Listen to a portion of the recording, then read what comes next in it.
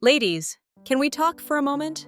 So many of you have been quietly whispering to me about feeling like a stranger in your own body. If you're in your 30s or 40s and things just feel off from your sleep, to your moods, to your periods, what you're experiencing has a name. It's called perimenopause, and it's the change before the change. I'm Dr. Livia, and today, let's gently unravel this mystery together so you can understand what's truly happening inside your body. So, what is perimenopause? Simply put, it's the transitional time leading up to menopause, which is officially defined as the day you haven't had a period for 12 consecutive months. This isn't a short stint. It can last anywhere from 4 to 10 years, typically starting for most women in their mid to late 40s, but it can begin as early as the mid-30s. The entire show is run by your ovaries, which begin to slowly retire. Their main act? Producing the key hormones estrogen and progesterone. Let's talk about why they start to fluctuate and drop. Think of your ovaries like a finite basket of eggs. Each month, a few develop and one is ovulated. Over decades, this basket empties. As the number and quality of eggs decline, your ovaries become less reliable at ovulation. No ovulation means your body doesn't produce progesterone that month. This is why progesterone is often the first hormone to drop. Estrogen, meanwhile, doesn't go down smoothly. It swings wildly, sky high one day, crashing the next, like a roller coaster, before eventually trending downward for good. This chaotic fluctuation is the root cause of almost all the symptoms we experience. Now, let's connect the dots. When your hormones are on this wild ride, your body responds in many ways.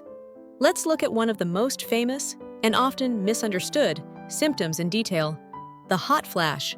So what is a hot flash? It's essentially a short circuit in your body's internal thermostat, a part of your brain called the hypothalamus. This thermostat is very sensitive to estrogen. As your estrogen levels swing erratically, it can confuse the hypothalamus, making it think your body is way too hot, even when it's perfectly comfortable. In a panic, your brain's thermostat kicks into emergency cooling mode. It dramatically dilates your blood vessels to rush blood to the surface of your skin. That's the intense heat and flushing. And it tells your heart to pump faster. This is the flash of heat. Then, once your body has dumped all that heat, it can often overcorrect, leaving you feeling chilled and clammy as your sweat evaporates. It's not just a little warm feeling. It's a full-blown, involuntary neurological event triggered by hormonal chaos. Now, with that in mind, let's look at some other symptoms in detail. Then, period changes. This is often the first red flag. Remember that estrogen-progesterone roller coaster? Here's how it plays out in your cycle. Some months, your estrogen is so low that your body doesn't even get the signal to ovulate. No ovulation means no progesterone is produced. Without that monthly progesterone signal, the uterine lining doesn't get the memo to shed, leading to delayed or skipped periods. It's like the curtain never rises for the show. But other months, the opposite happens. Estrogen runs high and unopposed, without progesterone to balance it. This acts like a super fertilizer, building up a much thicker, denser uterine lining than usual. When your body finally can't sustain that thick lining, or when ovulation randomly happens and progesterone finally drops, the result is a massively heavy period. It's your uterus shedding months' worth of buildup all at once. And then there's vaginal and genital health. The tissues of your vagina, vulva, and urethra are rich with estrogen receptors. Estrogen is what keeps these tissues plump, moist, elastic, and healthy. As estrogen levels decline, these tissues begin to atrophy. They become thinner, drier, paler, and more fragile. This condition is known as genitourinary syndrome of menopause. This isn't just a minor comfort issue. It can lead to painful intimacy, itching, and a heightened sensitivity to soaps or detergents. But crucially, it also affects the urinary system. The urethra becomes more vulnerable, leading to increased urgency and a higher risk of recurring urinary tract infections. Sleep and mood. You know that peaceful, heavy feeling before you drift off? You can thank progesterone for that. It's your body's built-in, natural calming agent. But in perimenopause, as ovulation becomes sporadic, Progesterone is often the first hormone to plummet. When that happens, that internal sleeping pill vanishes. The result? Your brain struggles to downshift. You lie in bed with your mind racing. You wake up frequently throughout the night, and you find it nearly impossible to get that deep, restorative sleep you crave. It's a direct biological consequence of losing your primary sleep regulator. And this ties directly into mood. While progesterone is calming you, estrogen is energizing and uplifting your brain. It's the key that helps produce and regulate serotonin, that famous feel-good neurotransmitter that keeps our mood stable, our patience long, and our anxiety in check. As estrogen swings wildly on its roller coaster, it drags your serotonin levels along for the ride. One day you might feel fine, and the next, a small frustration feels overwhelming.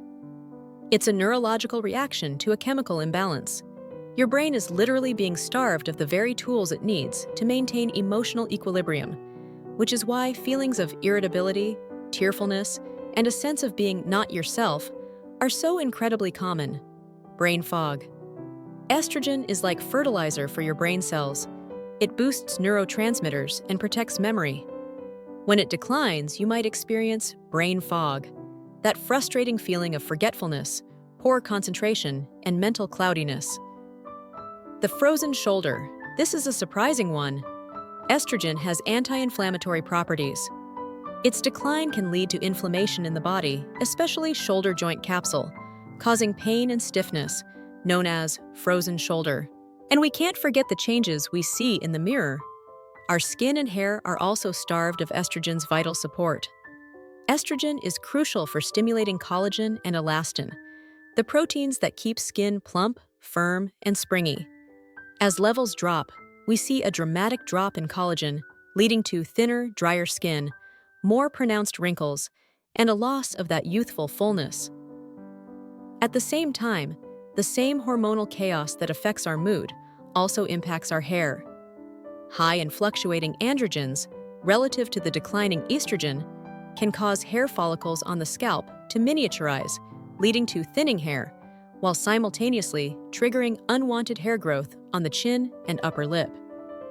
It's a frustrating double whammy that affects our outward appearance and, often, our confidence. Chronic inflammation and long-term risks. This is the most critical part. Estrogen is a powerful anti-inflammatory hormone. As it drops, a state of low-grade chronic inflammation can simmer in the body. This inflammation is the common thread linking the more serious long-term risks. It can trigger or worsen autoimmune diseases, increase insulin resistance, leading to type 2 diabetes, and damage blood vessels, raising the risk of cardiovascular disease. So, as you can see, perimenopause isn't just about one symptom. It's a whole-body transition driven by powerful hormonal shifts. But here's the most important takeaway. Understanding what's happening is your first superpower. You can now listen to your body with wisdom and seek the right support. This journey is unique for every woman, but you don't have to navigate it in the dark. If you're wondering, okay, I know what's happening, but what can I actually do about it? You're not alone. In our next video, we'll move from understanding the problem to finding solutions. We'll dive into practical strategies for managing these symptoms. Be sure to watch Part 2 next, where we'll start building your personal toolkit for thriving through this transition.